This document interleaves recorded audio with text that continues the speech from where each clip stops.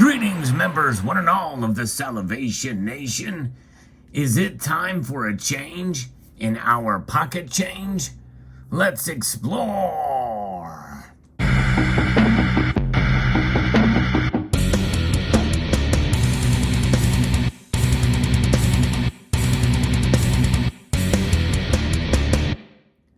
Over the last 20 years or so, we have seen radical change in our pocket change, but it's only in terms of the designs that we've seen on the coins change.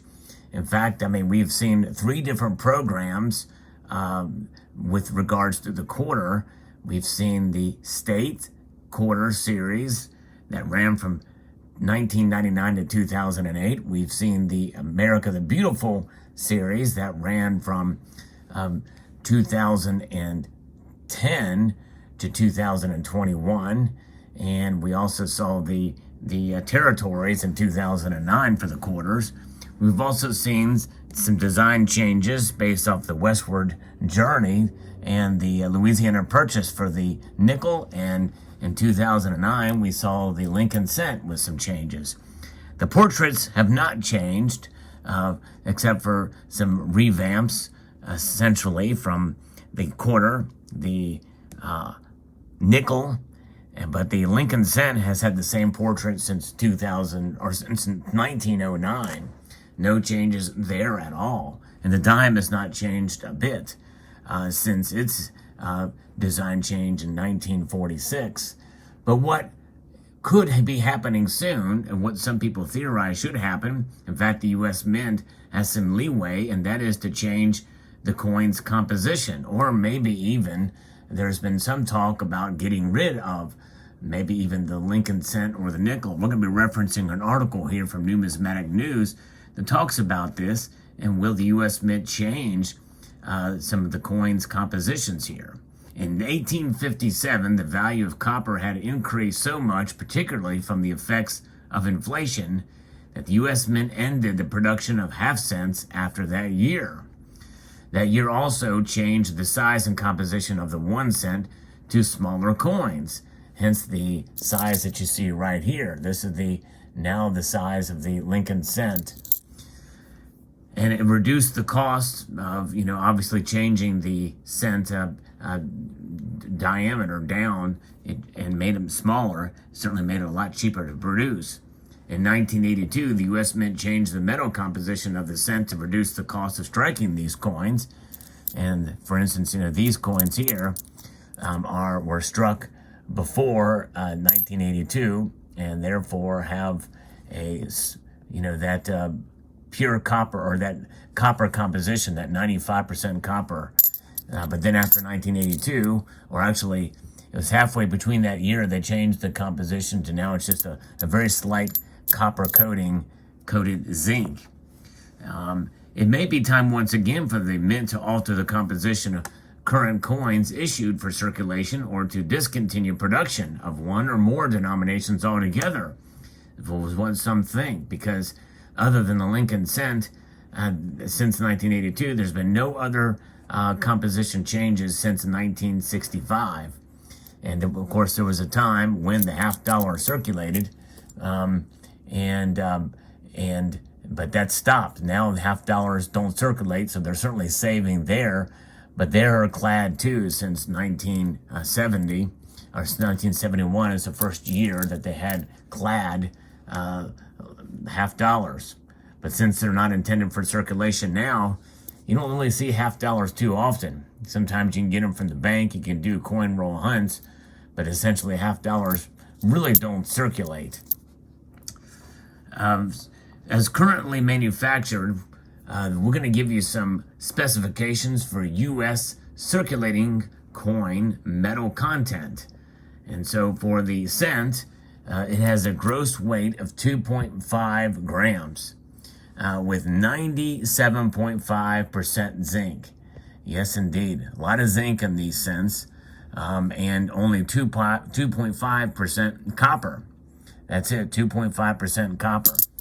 For the nickel here has a gross weight of 5 grams and it is 75% copper and 25% nickel. One would think because it's called a nickel that it would have more nickel in it, but it does not.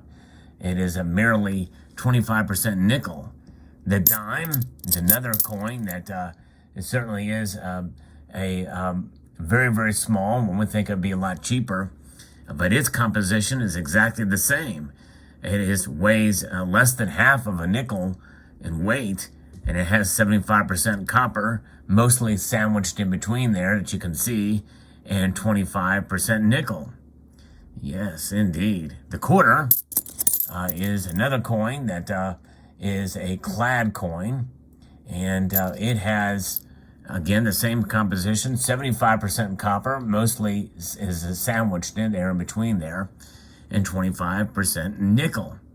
And then you can guess, indeed, you would be right, the half dollar here. The half dollar is 11.34 grams, more than double the weight of the quarter, which is 5.67 grams. In it is 75% copper, and you guessed it, 25% nickel. But these do not circulate anymore, so that is why that is the case. So that is a pretty simple composition, 75% copper, 25% nickel upon all of the different options there. On March the 8th, the price of nickel more than doubled in trading on the London Metal Exchange before the market suspended trading. At the close of trading on the London Metal Exchange that day, the official price of nickel was $48,201 per metric ton. But trading was suspended at $100,000. Wow. Crazy to think about, indeed. Using the official prices for the close of London Metal Exchange on March 8th, the value of the raw materials in each of the coins that we mentioned would be that the cent is 0.948 cents is the value of the metal contained in these cents, which already means it's a net loss for the United States Mint, because the actual manufacturing of these and to get the planchets and the like and the energy used to produce these means they're already at a net loss. The mint is, but just the value of the metal content alone makes it almost not worth it to mint. The nickel is worth almost double based off of those numbers, and that means that the nickel here is worth 9.84 cents, and that's why you start to see people hold these nickels and hold them back. I've not really started doing that yet, but may not be a bad idea to do considering copper prices are up as well. But with 25% nickel, this is going to be, and considering how much larger it is than a dime, it may not be a bad idea to stack nickels. Indeed. The dime is worth, well, that one they're still making a profit on. It's worth 4.467 cents. So, but a very small coin here. So this one still worth it for them to make in that composition. The quarter is worth 11.157 cents. So this obviously is still profitable for the mint, or at least worth it for them to produce the American quarter here. Very good. United States of America quarter dollar. Very popular coin circulating amongst the masses. The half dollar is worth 22.315 cents. Of course, it's a moot point considering these do not circulate anymore, only sold to collectors now, and not intended for circulation. But nonetheless, those are the values of the coins. If you use the value of $100,000 per metric ton for nickel, metal values for the nickel through the half dollar increased to 16.314 cents for the and then 7.4 cents, 18.5 cents, and 37 cents respectively for the nickel through the half dollar. Pretty amazing. Raw material costs are only one component of producing coins, as I mentioned earlier.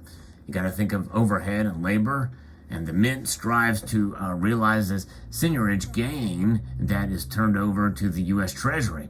Obviously, with the total production cost of the cent and nickel in excess of the face value of the coins, The mint has a strong incentive to either change the metal composition of these coins or to end their production altogether. There are precedents for ending production of small denomination coins. In May 2012, the Royal Canadian Mint ended production of the Canadian cent.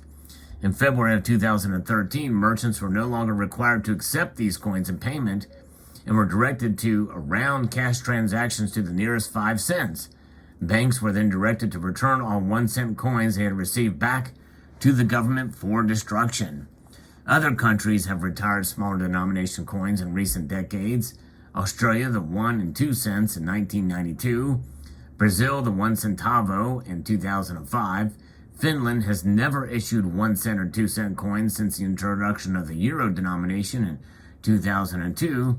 Israel, 1 agora in 1991 and 5 agorot in 2008. Netherlands stopped issuing 1 and 2 cents in 2004.